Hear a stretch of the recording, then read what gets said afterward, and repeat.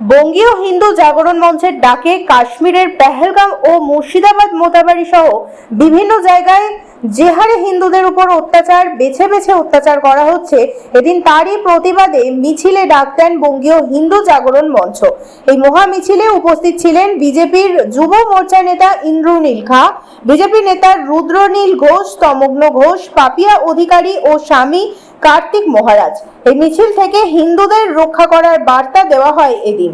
পাশাপাশি জগন্নাথ মন্দির নির্মীয় তীব্র সমালোচনা করেন সাধু সন্তরা।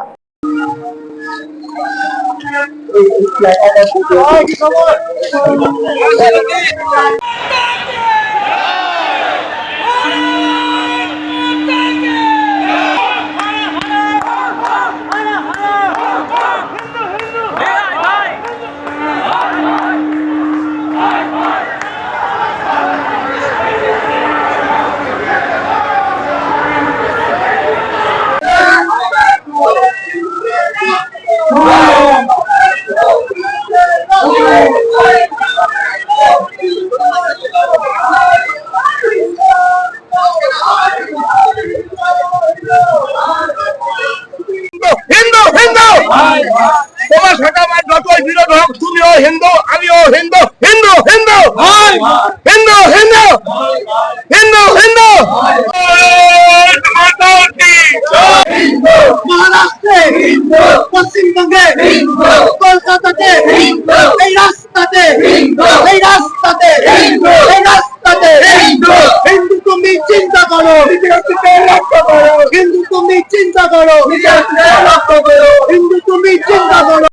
হয়নি, হিন্দু বলে পরিচয় দেয়নি, এখন হিন্দু বলে পরিচয় দেওয়ার সময় এসছে। হিন্দু যদি বাঁচতে চাও, হিন্দু বলে পরিচয় দাও।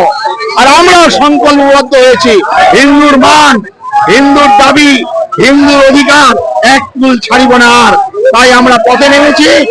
যে বাংলায় দাঁড়িয়ে একজন বলে 70% আর 30% হিসাব দেয়, যে বাংলায় দাঁড়িয়ে বলে ইসলামিক দাওয়াত দিয়ে যারা অন্য ধর্মের জন্মগ্রহণ করেছেন তারা দুর্ভাগা, তাদের হতভাগা, সেই বাংলার সন্ন্যাসী সমাজ আজকে পথে নেমেছে।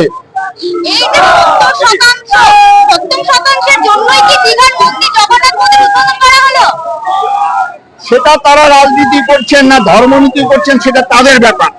কিন্তু আমি এইটুকু বলবো যে জগন্নাথ ধাম শ্রীক্ষেত্র পুরীতে সেই জিনিস নতুন করে কোথাও করা যায় না, অসম্ভব।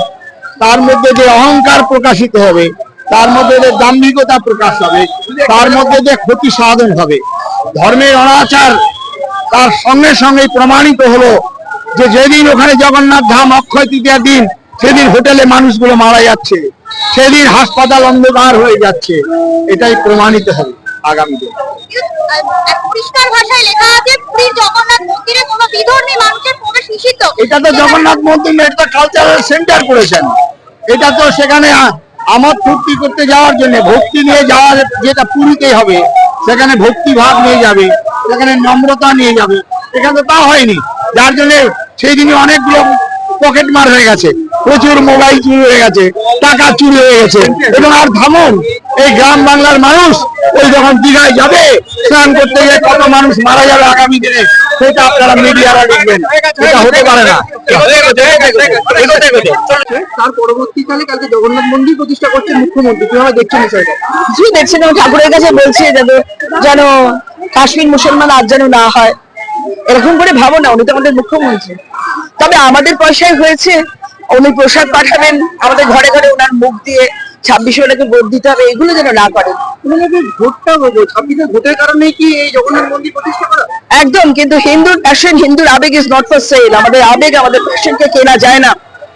আমরা সনাতনী, আমাদের কাটা যায় না, আমাদের ছেঁড়া যায় না, আমাদের পোড়ানো যায় না, আমাদের ছেদ করা যায় না। আমরা সনাতন, আমরা সনাতনী, আমরা we are not for sale.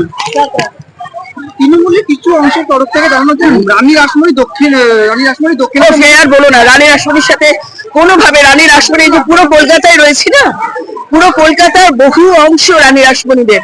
সুতরাং আমরা ভাবতে পারি না যে রানী রাসমণি সাথে ওনার কোন রকম তুলনা, একদম তুলনা করো না, এই কথা বলোই না, অন্তত আমাকে বলো না।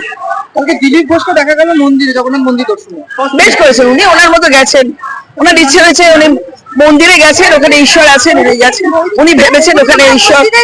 হ্যাঁ, উনি গেছেন, বেশ করেছেন, উনি ওনার মতো গেছেন। এটা নিয়ে এত এত ভেবো না। না, উনি মসজিদে তো যায়নি, মন্দিরে গেছে, হিন্দুত্ববাদী রক্ষা করতে।